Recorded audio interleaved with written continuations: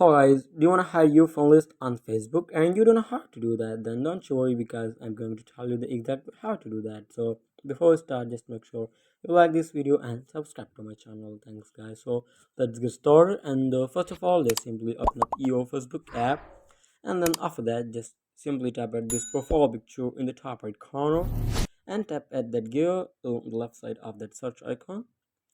Once you tap over there, just simply tap at privacy checkup just like that, and tap at the first option who can see what you show, just simply like that, and tap at continue and scroll down to the very bottom. Here you can see friends and following option. In friends and following option you can see the first option of who can see your friend list and your profile. Just simply from here you can set the visibility that who can see your friend list and profile. You can set it to friends or whatever you want. In order to hide it, just simply tap at only me. Once you tap it only me, no one else will be able to see your friend list and your Facebook profile. Only you will be able to see that. So there's no need to like go for the further steps. If you want to go for further steps, just simply tap at next and then tap at continue or save. If you just simply set it to only me, just come back like that.